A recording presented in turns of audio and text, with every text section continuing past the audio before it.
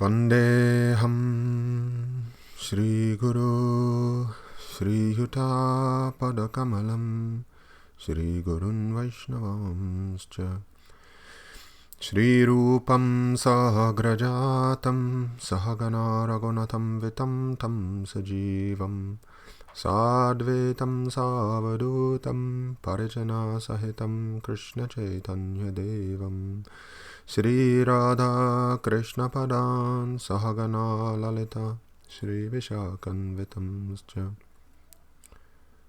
He Krishna Karuna Sindhu Dina Bandhu Jagatpate Gopesha Gopika Kanta Radha Kanta Namostute Tapta Kanchana Ghorangi Radhe Vrindavaneshwari Vrishabhanu Sute Devi Pranamami Hari Priye Nama Vrindavanam Kaya Tubhyam Golokamoline Purna Brahma Tapatraya Namo Govardhanaya Cha Namo Mahavadanyaya Krishna Prema Pradayate Krishnaya Krishna Chaitanya Namne Gorat Vishe Namaha Shri Chaitanya Manobishtam Stapitam Yena Bhutale Swayam Rupa Kadamayam Tadati Swapadantikam Vanchakalpa Tarubhyascha Kripa Sindhubhya Evacha Patitanam Bhavanebhyo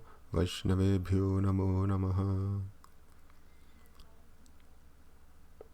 Bhagavad Gita class on chapter 9, text 10.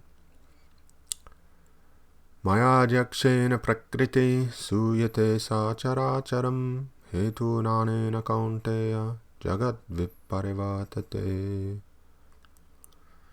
This material nature, which is one of my energies, is working under my direction, O son of Kunti, producing all moving and non-moving beings. Under its rule this manifestation is created and annihilated again and again.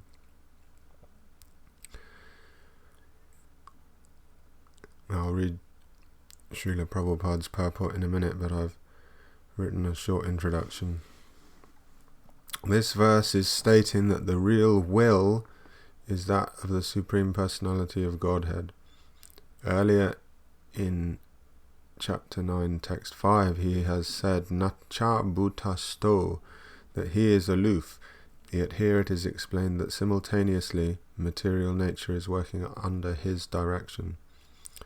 There is the spiritual world, Chit Jagat, and the material world, Mayik Jagat.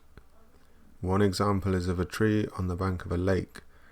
The spiritual world is the real tree, while the material world is the tree's reflection on the water. We'll look at the verse 8:20, Parastasmat tu bhavo nyo, which states the existence of a superior nature. Srila Bhaktivinoda Thakur uses the phrase netherworld to describe the material world. See chapter 8, text 16, Abrahma Bhuvana Loka. There's a little direction saying, anyone more interested in understanding the creation of the material world can read Brahma Samhita and or Lagu Bhagavatamrita, in which the Lord's avatars are described. There's a few other notes. I'll read Srila Prabhupada's purport. It is clearly stated here that the Supreme Lord, although aloof from all the activities of the material world, remains the Supreme Director. The Supreme Lord is the Supreme Will and the background of this material manifestation, but the management is being conducted by material nature. Krishna also states in Bhagavad Gita that of all the living entities in the different forms and species, I am the Father. The Father gives seeds to the womb of the mother for the child, and similarly the Supreme Lord by his mere glance injects all the living entities into the womb of material nature, and they come out in their different forms and species according to their last desires and activities. All these living entities, although born under the glance of the Supreme Lord, take their different bodies according to their past deeds and desires. So the Lord is not directly attached to this material creation. He simply glances over material nature. Material nature is thus activated, and everything is created immediately. Because he glances over material nature, there is undoubtedly activity on the part of the Supreme Lord, but he has nothing to do with the manifestation of the material world directly. This example is given in the Smriti.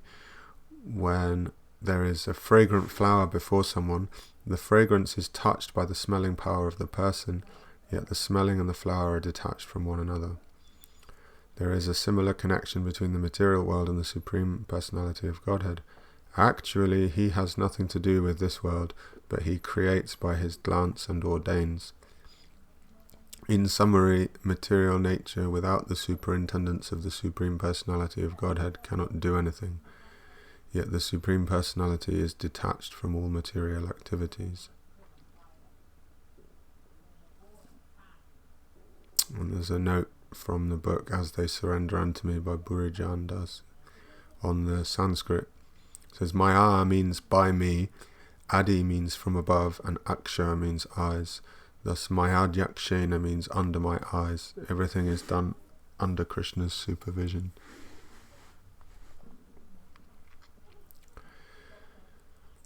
What is it Srila Prabhupada said in this purport? Because he glances over material nature, there is undoubtedly activity on the part of the Supreme Lord, but he has nothing to do with the manifestation of the material world directly. That is partly why I said if people, I haven't got loads of notes from Brahma Samhita, but if people want to understand something about the way the material world is created, they can read Brahma Samhita, and it explains this point of the Lord glancing and the manifestation of the material world. There are two verses from Chaitanya Charitamrita that I've got written down here that are relevant to this point about supreme will, and this is the real sort of vocation of the devotees, is that they've come to the realization of some to a greater or lesser degree that this material world is not quite what we thought it was before we were devotees. In the Guru Pranam mantra, Om Jnanatimirandhasya Jnananjana Shalakaya Chakshu Unmilitam Yena Tasmai Shri Gunave Namaha. Chakshu Unmilitam, that you've had your eyes open, you open your eyes and see that there's come to some development of Shraddha, faith in that there is a higher power. Even some non-devotees, they have some understanding like that, some belief. They say, oh no, I'm not into religion, I don't like religion at all, religion is bad. But they say there's some higher power, but I believe in a higher power. Or they'll say, I believe in the universe or something. But the point of pure devotional service is that when you accept that higher power, ultimately up to the point of Supreme Personality of Godhead, Adi Purusha, Sri Krishna, is a person with feelings and moods and activities and pastimes and friends and relatives, then you realize that higher power is not some abstract, illusory or impersonal stone-like thing, but is Krishna, and then we act with the desire to please Krishna. But this point of Mayadhyaksena, the last word Viparivartate, it means the Jagat Viparivartate. That means the material world is working under his direction, and it's a sort of transcendental truth, because which cannot be approached with material logic, but we can understand something about it. Brahma Samhita is quite difficult to understand, but it does explain a lot. It's quite mind-blowing. And there's one article, I haven't pulled it up yet, I was going to pull it up for reference. It's one article by Mahanidhi Swami which talks about this point of free will. Do we have free will? And it's something that's written about in many places, and it became popular with the Christians that, oh, God has given us free will, but do we really have free will? You can Google the article, read the whole thing, but I might read some verses from it, some arguments from it. But here in the Chaitanya Charitamrita, it's saying, Icha Shakti Pradhan Krishna Ichaya Savakata Jnana Shakti Pradhana Vasudeva Adishtata. The predominator of the willing potency is Lord Krishna, for by his supreme will everything comes into existence. In willing there is a need for knowledge, and that knowledge is expressed through Vasudeva. That's Madhya 22.5.3. And then in Madhya 22.5.9 we get Mayadhvare Shrije Tenho Brahmandera Gana Jada Rupa Prakrtih Nahe Brahmanda Karana. By the agency of the material energy, this same Lord Sankarshan creates all the universes. The dull material energy, known in modern language as nature, is not the cause of the material universe. So there's 2 points I think of there that he's talking about Lord Sankarshan, and that's why I mentioned Laghu Bhagavatamrita, because that very clearly delineates, explains all the avatars of the Lord, including Purna Tama Krishna Bhagavan and Purna incarnations, Kala incarnations, right down to Swampshire and Ampshire and stuff. So it's, I don't know it all inside out. But the other point that's being made is a refutation of the material reductionists, saying that the material energy is not the cause of the material universe, which is what Darwin evolutionary type understanding says, that first there is matter, and then from matter consciousness is produced. But Prabhupada often, he said, life comes from life, and what is it, Brahma Bhuta Prasanatma na Shochati na Kankshati. We get to that Brahman realization, and then people understand something about the transcendence of the soul. And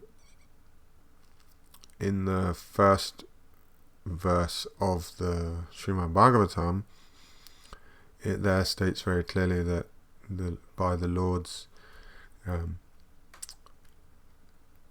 potency, the material world seems real, even though it's unreal. And that's a very deep bit of philosophy to get into. So we got two different things here. We've got how the material world is created, the nature of matter and of soul, Prakrtih and Purusha, and the nature of will, and and the question arising, do we have free will? To which the revolutionary, maybe revolutionary to you, answer is no, we don't really have free will. And one internet search just had something to do with defining what will means. It says, in practical use, will means more determination than wish, and desire more wish than determination. Desire might mean a passing fancy, but will might mean a long-term fancy. will might mean a set path, while desire would often mean a short detour. So what is accepted is kind of man proposes, God disposes. Like I said, Krishna's not a stone, he's a person, and we can understand that Radharani is the controller of the supreme controller through the power of her, well, not power, through the agency of her Mahabhav. And to speak in simple language is that if we are to accept this Bhagavad Gita verse that the material world is working under Krishna's direction, and then we naturally ask the question, well, where is Krishna? And verse 20 of chapter 8 has an answer for us. Parastasmat dhubhavo nyo vyakto vyaktat sanatana yasa saveshu bhuteshu nasyatsu na vinasyati. Yet there is another unmanifest nature which is eternal and is transcendental to this manifested and unmanifested matter. It is supreme and is never annihilated. When all in this world is annihilated, that part remains as it is. Purport. Krishna's superior spiritual energy is transcendental and eternal. It is beyond all the changes of material nature, which is manifest and annihilated during the days and nights of Brahma. Krishna's superior energy is completely opposite in quality to material nature. Superior and inferior nature are explained in the 7th chapter. So that example of the tree on the bank of a lake and the tree's reflection come to mind. That's what is meant by superior and inferior nature. And so we can, in a simple childlike way, we can say, okay, so if this is true, if Krishna's the supreme will, and there's a spiritual world which is never annihilated and is transcendental to this material world, then how do we get there? And the answer is by Krishna's grace, by Guru and Krishna's grace, that we have no power to pull ourselves up by our own bootstraps, as they say. It's a reference to Baron von Munchausen. Baron von Munchausen is some character and there's this medical condition, Munchausen's disease. It means you exaggerate. You say like, oh yeah, I went to the moon, I went to Mars, and all this stuff, and you get out of town. We don't believe you. And it's about Baron von Munchausen. He did all this thing. He fell through the center of the earth and then fell in the ocean and pulled himself up by his own bootstraps. So we can't really do that. We are bound by the 3 gunas, and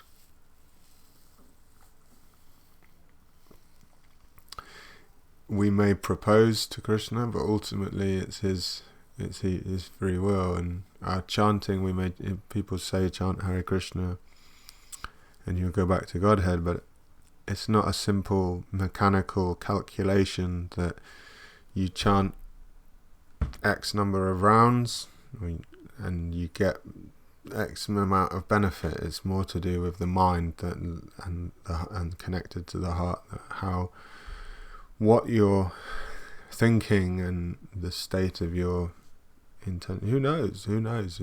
Krishna is supremely independent. Ashlishyava Padaradham Panastamam. Chaitanya Mahaprabhu says in the Shikshastakam that let Krishna tightly embrace this surrendered maidservant, or not. He is, after all, a debauchee and supremely independent. He can do what he wants. Nevertheless, he's still the Lord of my life. And that's the power of bhakti. It has the power to attract Krishna.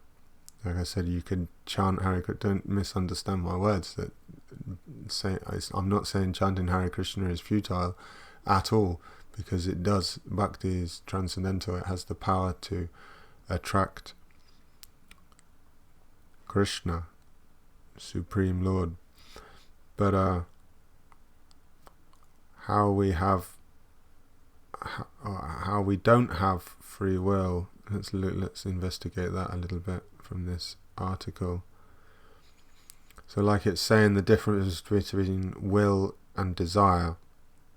What is it? It said will is more of a long-term thing and desire is a short-term thing, or a wish. We may wish, but we don't necessarily have the power to always get what we wish. And oftentimes we are doing things we don't want to be doing. You don't want to do something, but then you find yourself doing it. So then one could maybe infer some argument from that we don't exactly have free will, or it's a very tricky subject. I think I'm really qualified to speak all this. It's our desires that shape our actions. We may desire to be a devotee, but we may be bound by anarthas. And this is what Prabhupada said in the purport about, if I can find it.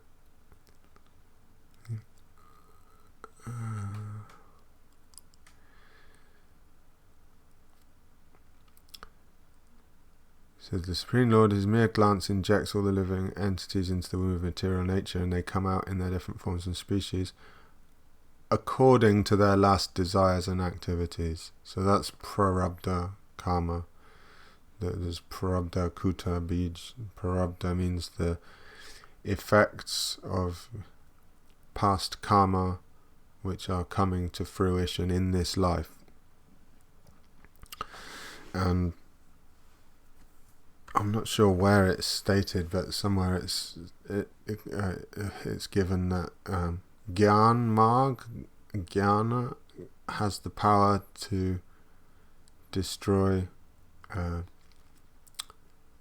karma in your next life, but Bhakti is more powerful and it can destroy prarabdha karma even in this very life. But like I said, it's not a put this in and get this out. It's not like an equation. It's not necessarily like that. Only Bhagavan Shri Krishna has the free will to act in any way he likes. Our actions, however, which bring us happiness or misery, are prompted by the Antaryami. Agnyong jantoranishoyam Atmana sukha dukkhayo Ishvara prerito gachet svagam vasva brahmevacha. The ignorant living entity is not Bhagavan. One's happiness and distress is prompted or initiated by the Supreme Controller, who is making one go to either heaven or hell. Mahabharat 3:31-27. Esha eva sadhu kama karayate tam yamebhyo lokebhya uninishate. Esha eva sadhu kama karayate tam yam ado niniyate. Bhagavan Shri Krishna makes whomever he wishes to liberate from this world of birth and death do good deeds, and whomever Bhagavan wishes to send to hell do bad deeds. Kaushitaki Upanishad 3:8.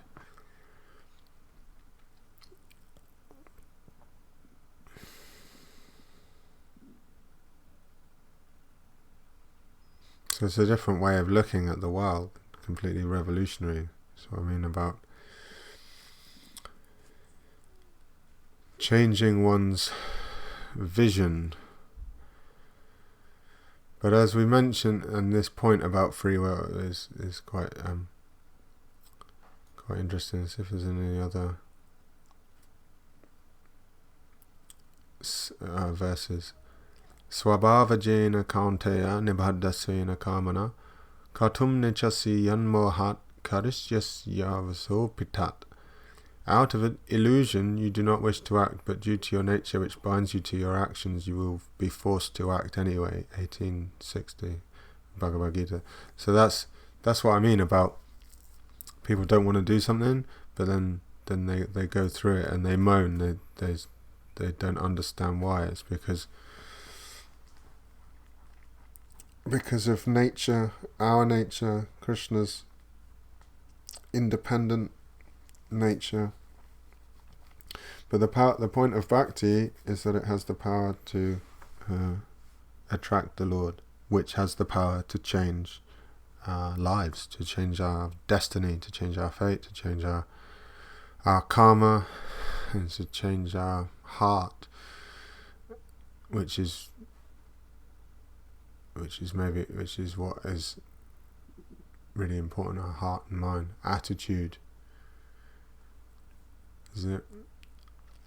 Evolution to perfection requires revolution and correction of habits and conceptions. So life-changing potency. And what's the process of Navavidha Bhakti? Shravanam Kirtanam Vishnu Smaranam Padasevanam Dasyam Sakyam Atma Nivedanam. So these hearing, chanting, remembering, and in that sense remembering the pastimes of Krishna. This explains why Leela Smaran, remembering Krishna's pastimes, has that power. And one pastime which is and this so there's the Naimitic pastimes of Krishna and the Ashtakaliya Leela. We've mentioned this before, that meditating on the Naimitic Leelas can purify us, can affect a change in us, which will lead to the ability to meditate on the Ashtakaliya Leelas. And so Vandanam is one limb of Navavidha Bhakti. We aim to develop a prayerful mood.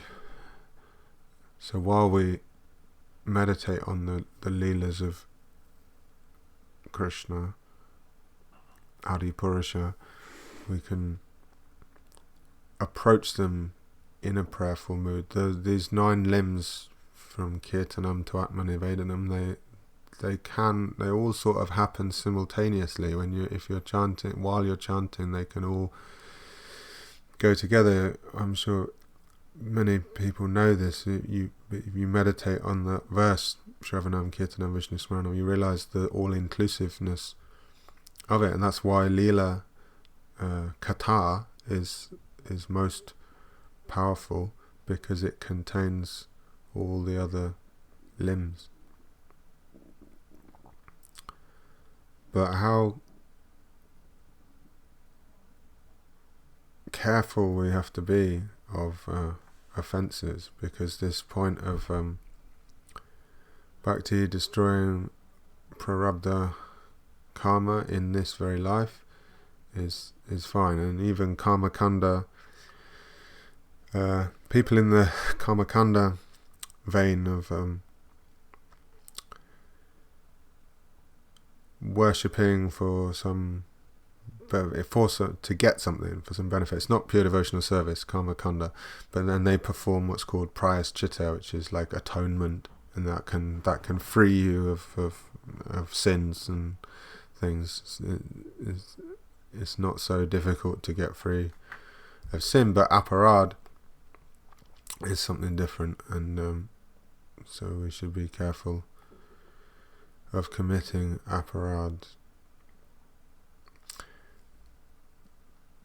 There's one pastime when Krishna was, I'm not sure how old he was when it happened, but it was when his father Nanda Maharaj took bath early in the morning before dawn.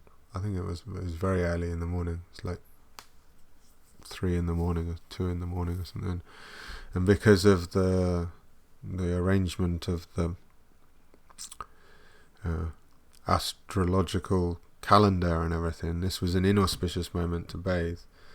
So while he went down in the waters of the Yamuna, some henchmen of Varunadev kidnapped him and took him to Varuna's watery abode under the ocean, and Nanda Maharaj was terrified. So there's so many things we can derive from this, but the one point that is interesting is that Nanda Maharaj's cowherd friends saw that he was being kidnapped, and he was taken, saw that he'd gone and he'd been taken, and he was miles away. He was long gone from that space, from that place. And the cowherd men called out to Krishna, and Krishna was miles away from that place. He wasn't anywhere near those cowherd men, but Krishna, he hears our prayers, upashrutya. He hears them as if he's standing next to us. And there's a difference.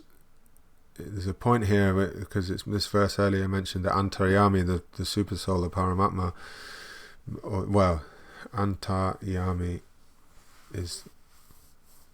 can be taken as Paramatma, but the point of Upashrutya, Krishna hearing the prayers directly, it is Krishna himself for the devotees. He immediately heard from all that distance that Nanda Maharaj had been kidnapped, and he immediately went to Varuna's place. And one interesting point is that Varuna was very opulent, and although he'd committed a great offence to Krishna, to Nanda Maharaj, Krishna was attracted to Varuna. He said he's not all bad. He said, and they negotiated, and this negotiation was peaceful and everything. And then Nanda Maharaj went back. And so this shows the quality of how Krishna's the ultimate diplomat. He'll find a way. We should have faith. We should have trust. Is it better to wail and lament and fear what's happening, or is it better to calmly carry on with faith that Krishna will protect? That's the point about faith, that it has the quality of abhaya, removing fear. See so many murtis, they have the abhaya hasta, means don't fear, means to have no fear. And Krishna says, Savadaman parityagyam amikam sharanam vraja aham tvam savapapabhyo mokshayashyami masujaha. Abandon all varieties of religion and simply surrender unto me. I shall deliver you from all sinful reactions. Have no fear. Have no fear, Krishna says. And we've said it so many times before, but that point of that being, usually people give that as the last word in the Bhagavad Gita, but the verse that's quoted twice is the golden verse of the Bhagavad Gita, or the deep Sita, the silver light. Manmana bhavamad bhakto ma jaji mam namaskuru ma me vasyasi satyam te pratijane priyosi me. Engage your mind always in thinking of me. Offer your love and obeisances unto me. Being completely absorbed in me, surely you'll come to me. I promise you this because you are my most dear friend. So it's this point of intimate relationship with Krishna. So maybe it's a bit trite, but God's not in the religion business, he's in the relationship business. So by trying to please Krishna, by offering, even if it's in some small way, it's a it's a gradual relative process moving up. Well, it doesn't have to be. In the second chapter of the Bhagavatam, it says Chindanti Kovida, that we should cut off the knot of material existence in one fell swoop, become a sadhu, and live a life of renunciation. And that's there for some people, but at the same time, Prabhupada never said, oh yeah, we will have to become nishkinchin sadhus. We can work in a spirit of yukta vairagya and go deeper, and ultimately start to get some appreciation of Vrindavan and Radha and Krishna. So in that sense, I got a few verses of Vrindavan Mahimamrita here which I could read. I offer my respectful obeisances to Vrindavan, which is like very sweet Vrindavan and nothing else, and which is where Radha and Krishna, who are like Radha and Krishna and no one else, internally enjoy transcendental pastimes. That's Sataka 3, verse 95. I found that one the other day, and I think it's not. Let's not mistake it for simple childlike language. I offer my respectful obeisances to Vrindavan, which is like very sweet Vrindavan and nothing else, and which is where Radha and Krishna, who are like Radha and Krishna and no one else, eternally enjoy transcendental pastimes. It's so not verbose, but it's important. It's got so much cleverness in there as well. It's saying that Vrindavan is unique. It's like Vrindavan. There's nowhere else. And elsewhere in Vrindavan Mahimamrita, Srila Prabodhananda Saraswati, he says about a sort of hierarchy, like Vrindavan is so special.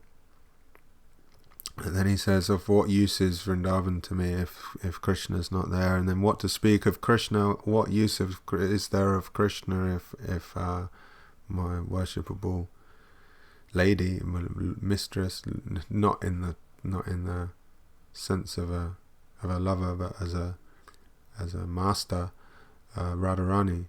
Like, what use is it all without Radha Dasyam? So he's Tungavidya Sakhi himself, so he's pretty eloquent. Not just eloquent, but genuinely absorbed in those feelings for Vrindavan, feelings for Krishna, and feelings for Radharani, in feelings for their service, which we don't have. So we can, like this point about free will, we can pray. That's the answer, I guess.